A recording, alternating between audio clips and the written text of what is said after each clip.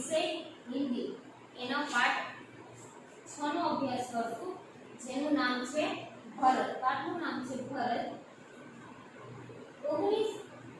1926 में आगरा में जन्मे राजा लक्ष्मण सिंह हिंदी, संस्कृत, अंग्रेजी, फारसी, बंगला और अरबी भाषा भली भांति जानते थे.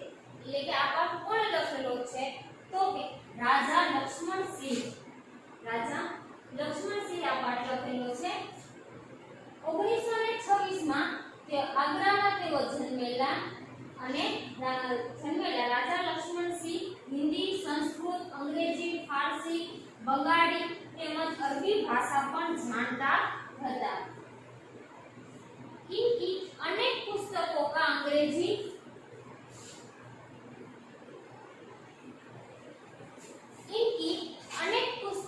अंग्रेजी और हिंदी में अनुवाद हुआ है. એટલે કે તેમણે લખેલા ઘણા એવા પુસ્તકો છે કે જેનો અનુવાદ છે એ અંગ્રેજી અને હિન્દી ભાષામાં પણ કરવામાં આવેલો છે.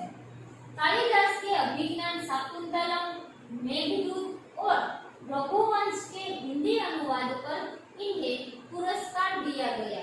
એટલે કે કાલિદાસનું લખેલું છે અભિજ્ઞાન શાકુંતલમ છે, પછી મેઘદૂત, પછી રઘુવંશ, એ બધાનો તેમણે હિન્દી અનુવાદ કરેલો છે અને હિન્દી અનુવાદ માટે તેમને પુરસ્કાર મળેલો છે.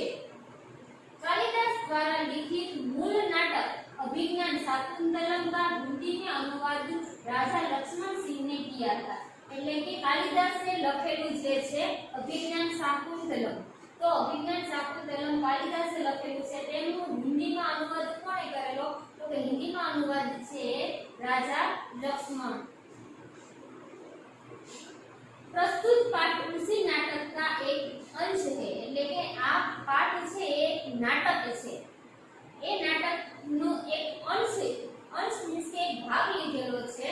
એ શેનું છે તો કે કાલિદાસ દ્વારા જે લખાયેલું છે અભિજ્ઞાન શાકુંતલમ, જેનો અનુવાદ છે લક્ષ્મણ સિંહે કરેલો છે, એનો જ એક ભાગ છે જે આ નાટક દ્વારા પ્રસ્તુત કરવામાં આવેલો છે. ऋषि कण्व के आश्रम में शकुंतला का पुत्र भरत एक सिंह शावक के साथ खेल रहा है. એટલે કે ઋષિ કण्व છે, કण्व ઋષિ છે એનો આશ્રમ છે, એમાં શકુંતલા છે અપ્સરાની પુત્રી. તો શકુંતલા છે એનો પુત્ર છે ભરત એ સિંહ શાવક એટલે કે સિંહનું એક બચ્ચું છે એની સાથે રમે છે. आश्रम में रहने वाली 2 तपस्विनियां बालक को रोकने का प्रयत्न कर रही है. तपस्विनियां એટલે શું તો કે બે સ્ત્રીઓ એની જે તપ કરતી તપસ્વી હોય એ, તો બે તપસ્વીઓ હતી તેમણે ભરત છે એને જે સિંહનું બચ્ચું છે એની સાથે રમતું હતું ત્યારે એને રમવા માટે રોકવાનો પ્રયત્ન કરતી હતી. राजा दुष्यंत छुपकर इस मनोहर दृश्य का आनंद ले रहे थे. એટલે કે રાજા દુષ્યંત છે એ છુપી રીતે इस मनोहर दृश्य, मनोहर એટલે કે મનને હરીને લેનાર છે એ દૃશ્ય, તો કે મનને હરી લેનાર જે આ દૃશ્ય છે એનો આનંદ લેતા હતા, છુપાઈને એ જોતા હતા બધું. બાલક કે પ્રતિ સહજ આકર્ષણ से वे रोमांचित थे.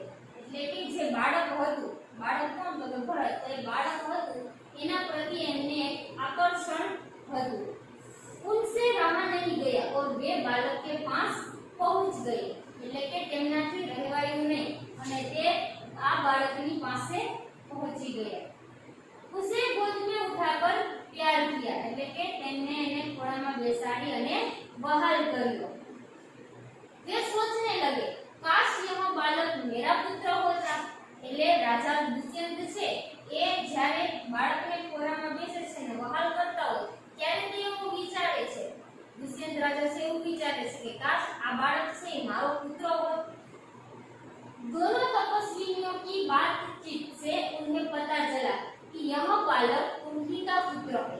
એટલે કે જે બંને તપસ્વી હતી તો એ બંને તપસ્વીની વાતથી એને જાણવા મળ્યું કે આ બાળક છે ઈ તેમનો જ પુત્ર છે. यह जानकर वे खुशी से झूम उठे. એટલે ખૂબ જ ખુશી થઈ, આનંદ થયો. હવે આ જે પાઠ છે એમાં પાત્ર કયા કયા છે તો કે બાળક, એક નાનું બાળક છે. તો બાળક છે એ કોણ છે તો કે ભરત, જે દુષ્યંત રાજાનો પુત્ર છે એ. પછી તપસ્વીન્યા, તો બે તપસ્વીન્યા છે, એમાં એક પહેલી અને દૂસરી, બંને તપસ્વીન્યા છે. બંને તપસ્વીને નામ આપ્યું છે પહેલી તપસ્વી અને બીજી તપસ્વી. અને બીજું છે રાજા. તો રાજા કોણ હતા તો કે દુષ્યંત રાજા. આ પાઠનો જે ભાગ છે એ ભાગમાં કેટલા તો કે 4 પાત્રો છે.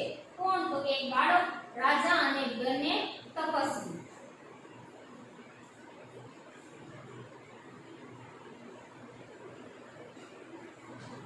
હવે दृश्य, एक बालक सिंह के बच्चे को घसीटते हुए लाता है.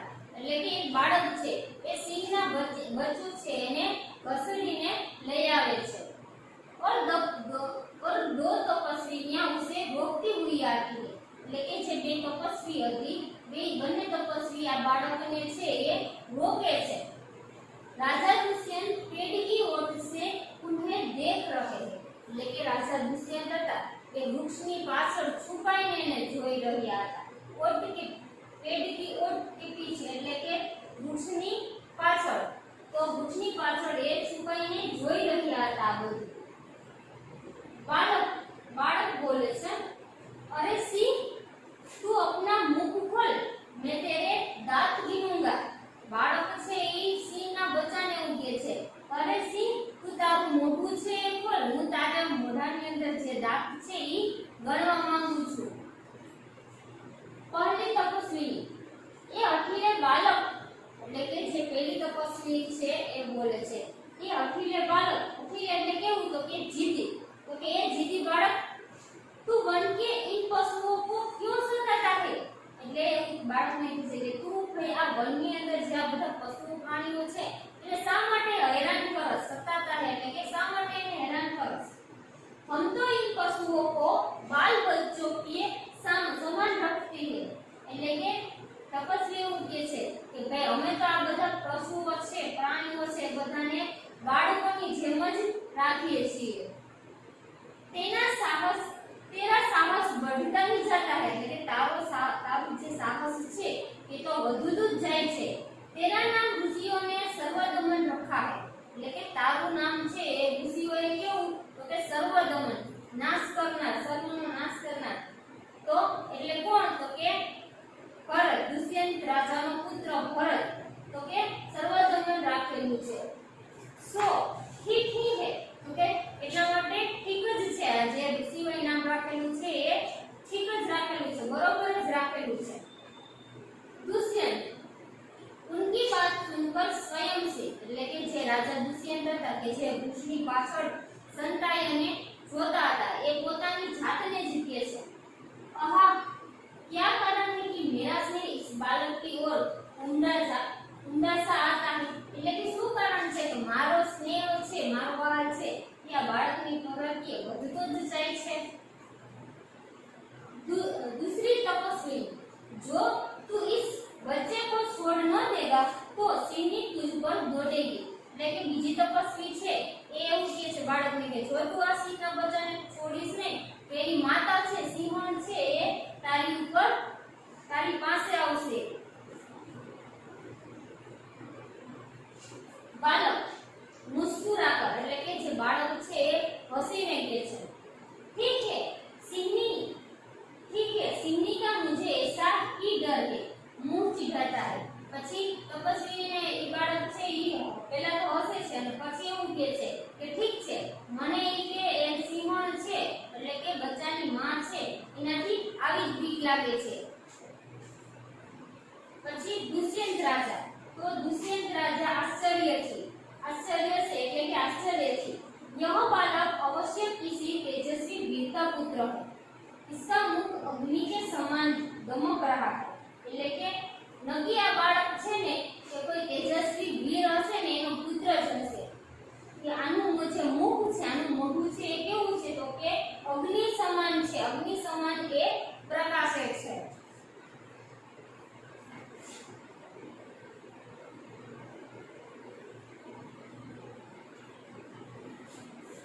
तपस्वी ये प्यारे बालक, सिंह के बच्चे को छोड़ दे, मैं तुझे खिलौना दूंगी। પેલી જે તપસ્વીની છે એવું બાળકને કહે છે કે હે બાળક, તું આ બચ્ચાને, સિંહના બચ્ચાને છોડી દે, હું તને એક રમકડું આપીશ।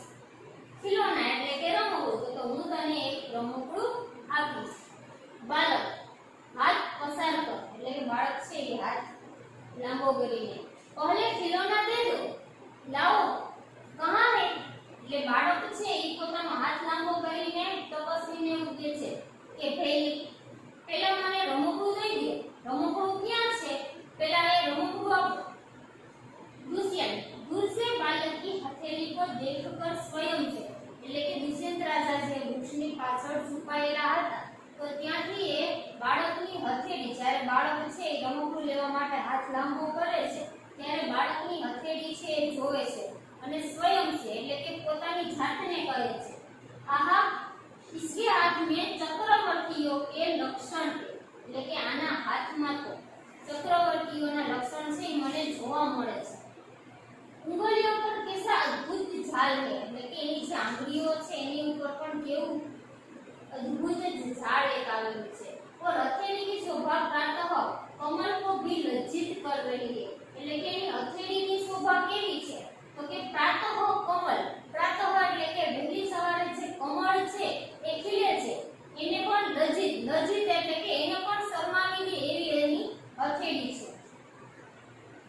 दूसरी तपस्विनी ये सखी सुव्रता,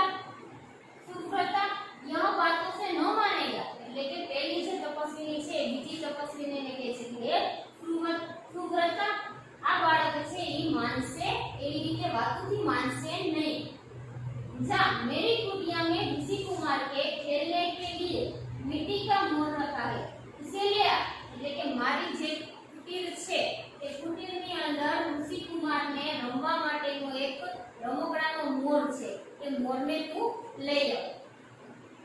पहली तपस्वी, मैं अभी लाती हूँ, पहली तपस्वी છે એ કહે છે કે હું હમણાં જ લઈ આવું છું અને એમ કહી અને તપસ્વી મોરના રમકડાના જે મોર છે એ રમકડાના મોરને લેવા માટે જાય છે।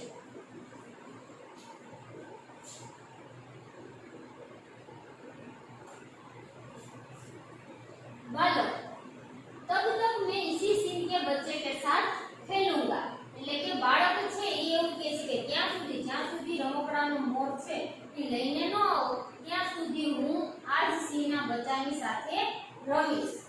यह कहकर तपस्विनी की ओर देखकर हंसता, એટલે કે આવું કહી અને એ બાળક છે એ તપસ્વીની સામે જોઈ અને હસે છે। દુષ્યંત, આખી આપ, એટલે કે દુષ્યંત છે એ પોતાની જાતને કહે છે, પોતાના મનમાં પોતાની જાતને કહે છે, इस सुंदर बालक से खेलने को मेरा मन कैसा ललचाता है, એટલે કે આ બાળક છે એની સાથે રમવા માટે મારું મન છે એ કેટલું લલચાય છે। આ ભરકર धन्य है वे मनुष्य जो अपने पुत्रों को गोद में लेकर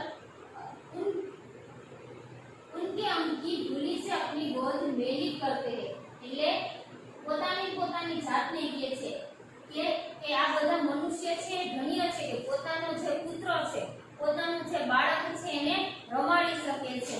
પોતાના બાળકના જે અંગ એટલે કે પોતાના બાળકનું જે શરીર છે એ બાળક જ્યારે રમતું હોય ત્યારે એને ધૂળ લાગેલી હોય તો એ ધૂળ છે એ ધૂળના ચોટેલી હોય છે જ્યારે રમતું હોય એ બાળકને પોતાના ખોળામાં બેસાડી અને પોતાનો ખોળો છે એ મેલો કરી શકે છે। એ માનવી છે એ મનુષ્ય છે એ પિતા કેટલા કહેવાય કે કેટલા બધા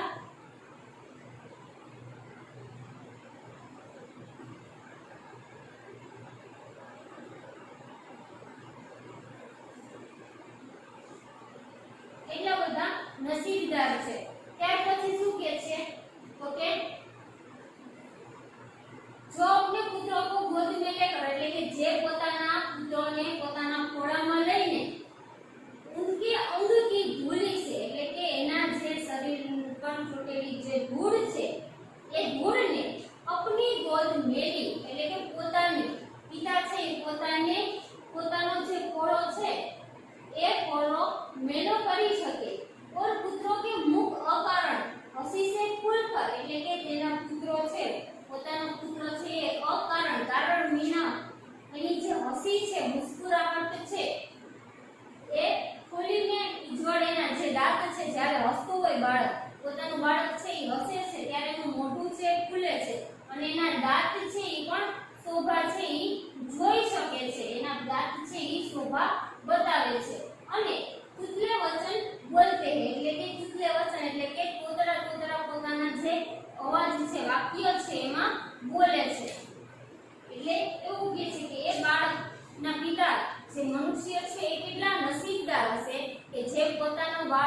એ ધૂળમાં રમીને આવે છે અને એ બાળકને પોતાના ખોળામાં બેસાડે છે અને પોતાના બાળકના શરીર પર લાગેલી જે ધૂળ છે એ ધૂળ દ્વારા પોતાનો ખોળો છે એ મેલો થાય છે અને પોતાનું જે બાળક છે એ કારણ વિના જ હસે છે અને હસતું હોય ત્યારે એનું મુખ છે એનું મોઢું છે એ ખુલે છે અને એના જે હસી છે એમાં એના દાંત છે એ પણ એની શોભા વધારે છે તેમજ જે બાળક છે એ કોતરા અવાજમાં મતલબ કે કોતરા વાક્યો જે છે એ બોલે છે એ બાળક એના મુખેથી સાંભળવું એ કેટલા નસીબદાર પિતા હશે કે આ બાળકને આવી રીતે સાંભળી શકે છે दूसरी तपस्वी क्यों रे ठीक तू मेरी बात कान नहीं धरता એટલે કે હે જીદી બાળક તું કે મારી વાત છે એ તારા કાનમાં લેતો નથી इधर उधर देख कर એટલે કે તપસ્વીની આજુબાજુમાં જુએ છે કોઈ ઋષિ કુમાર यहाँ है એટલે કે કોઈ ઋષિ કુમાર અહીંયા છે दुष्यंत को देखकर दुष्यंत राजा से इन्हें જોઈને કહે છે हे महात्मा तुम ही आओ और कृपा करके इस बलि बालक के हाथ से सिंह के बच्चे को छुड़ाओ ये એટલે તપસ્વીની છે એ દુષ્યંત રાજાને જોવે છે પછી ત્યારે એને કહે છે કે હે મહાત્મા એટલે તો કે મહાન આત્મા તો કે હે મહાન આત્મા તમે જ આવી જાઓ અને કૃપા કરી અને આ જે હઠીલું એટલે કે આ જીદી બાળક છે એના હાથમાંથી સિંહનું જે બચ્ચું છે એને તમે છોડાવો દુષ્યંત अच्छा એટલે કે દુષ્યંત રાજા કહે છે કે સારું બાળક के पास जाकर और हंसकर એટલે કે બાળકની પાસે જઈ અને હસે છે हे ऋषि कुमार तुमने तपोवन के विरुद्ध यह आचरण क्यों सीखा है तो के हे ऋषि कुमार તમે